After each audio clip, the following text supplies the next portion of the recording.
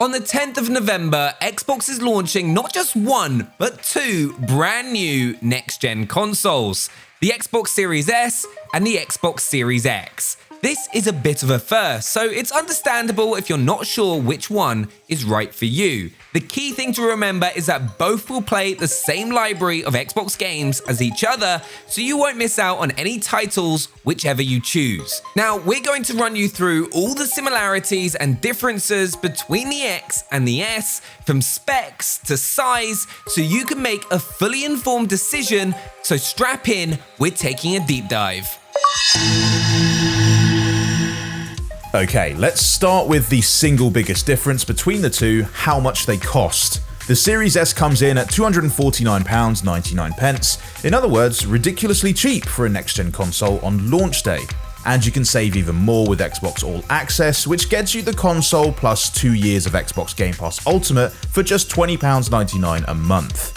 The Series X, meanwhile, is £449.99, which is obviously a lot more, but it's just £28.99 a month with All Access, which isn't bad at all for a top-end next-gen console, along with all the games you can play. And either way, you're sure to get plenty of bang for your buck. Speaking of, let's talk specs. As you can probably guess from the price difference, these consoles aren't exactly the same under the hood. Whilst a lot of the next-gen features are available across both, there are a few key differences.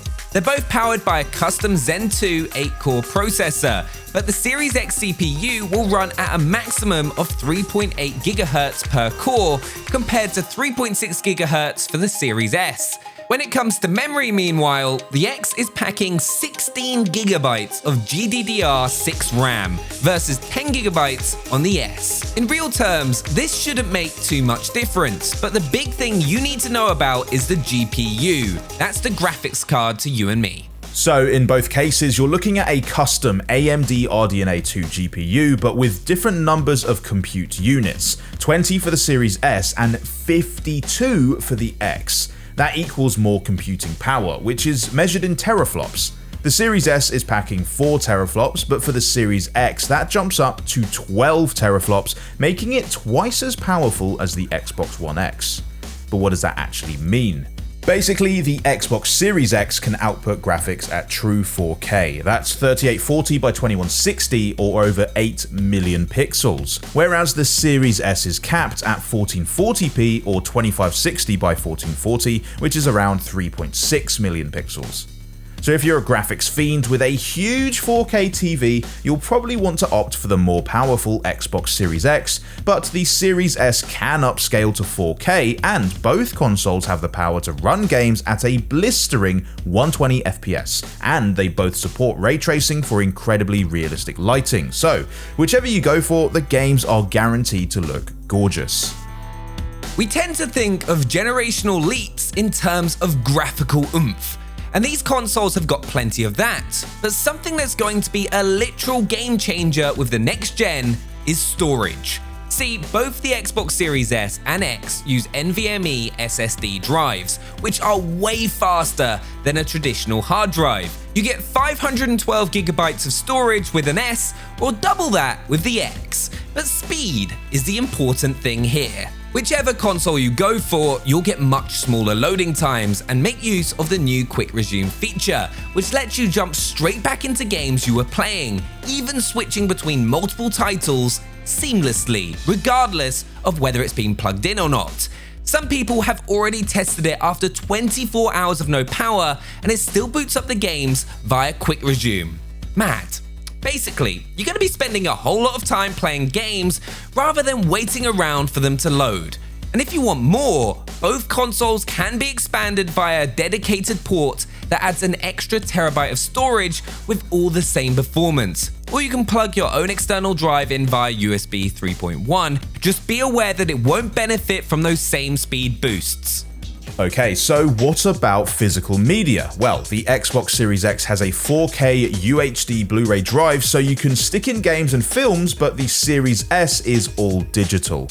That means it's totally disc-free. Great if you're planning to use it as an Xbox Game Pass machine or download everything from the Xbox Store, but if you've got a collection of old discs that you still want to use, you're probably best opting for the X. We haven't mentioned one of the things that makes the Xbox Series S so special: its size. It's absolutely teensy by console standards. Stood vertically, it's 27.5 centimeters tall, 15.1 centimeters wide, and a mere 6.5 centimeters thick. Honestly, you probably own a book the size of this little fella, and it weighs just under 2 kilos, meaning it's totally possible to stash in a bag and take with you to a friend's house. The X is considerably bigger. It's the same width, a little taller, but over twice as thick, and it weighs a hefty 4.5 kilos. But hey, all those teraflops have to live somewhere, right? All that leaves us to talk about is what else is in the box. Both consoles come with the new Xbox wireless controller, white for the Series S and black for the X to match your console. And of course, you'll also get an HDMI cable. High speed for the S and ultra high speed for the X, letting you output at 8K with HDR for the maximum visual goodness. Oh, and we should probably mention, if you've already got some Xbox One accessories, you'll be able to use those with both next-gen consoles with no need to buy any extra controllers. And it works both ways, so if you've got a friend who hasn't yet been blessed with the magic of Xbox Series S or X, you could take your next-gen controller and sync it straight up with their Xbox One consoles. Nice. So by now, you've probably got a good idea which Xbox Series console is right for you. Basically, if only the very best, most bleeding edge tech will do, and you're able to pay a little more, the Xbox Series X is the way to go. If power is less important to you than price or portability, then the Series S is the perfect way to tapping into all that next-gen goodness. Whichever you end up going for, it'll give you access to a ton of brilliant features, from DirectX ray tracing to 120 FPS, and that all-important quick resume to make sure you can get straight to the gaming. Let us know which console you're leaning towards down in the comments, hit that like button if we've helped you out, and be sure to subscribe to the channel for all the updates on Xbox Series S and X as they arrive. Thanks for watching, and we'll see you next time.